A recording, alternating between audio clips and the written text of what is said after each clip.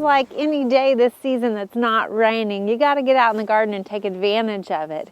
And while it's still kind of chilly out, we're planting our cool season crops today. So you might remember that we started some transplants in the greenhouse earlier. This here is broccoli, and it's a hybrid called Artwork.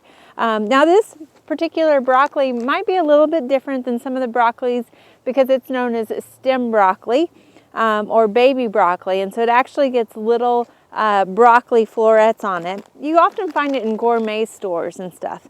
So we're going to plant this out in our garden tables here.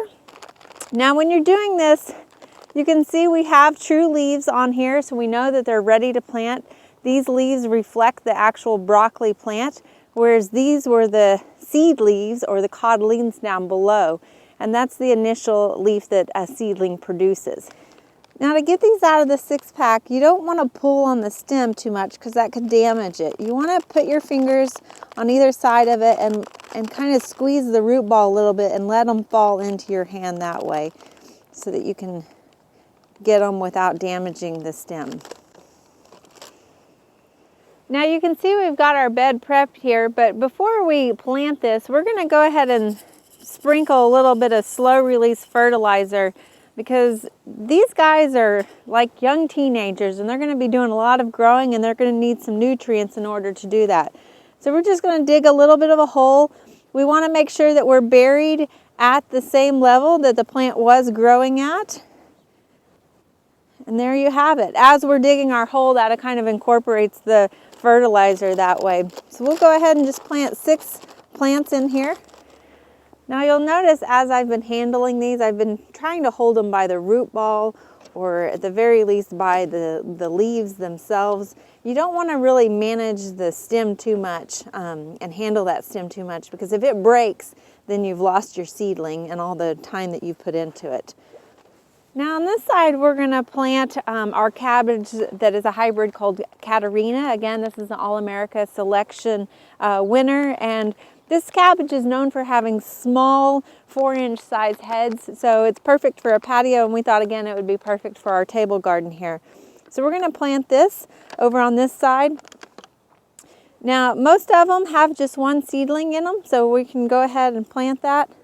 Again, we want to mix in a little bit of fertilizer into our planting bed here to give them some food as they continue to grow. Holding it by its root ball so that we don't damage that stem. I'm going to put it in there at the same surface level that it was planted at.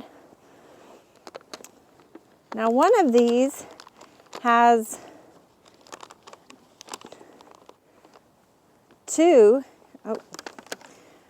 one of these actually has 2 plants in it.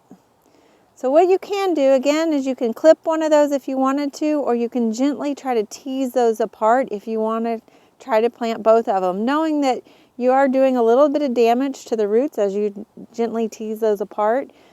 You might have to manipulate the stems a little bit in order to separate them.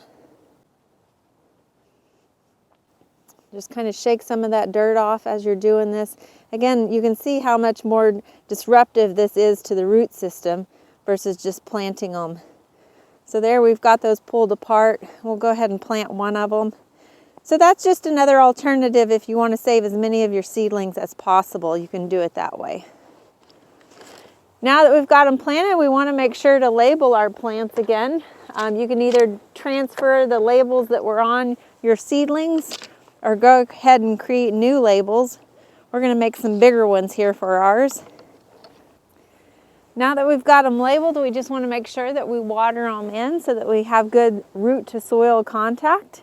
And as we go through the rest of the winter and into the summer, hopefully we'll have some warmer days, but these guys are going to enjoy this cooler weather as they continue to grow. And when we're stuck in the house, we know that our garden is still growing.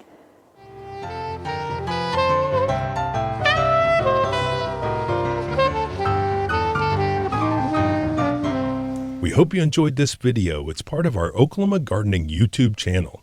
You can also find even more videos on our OK Gardening Classics YouTube channel. And join us on social media for great gardening tips, photos, and discussion.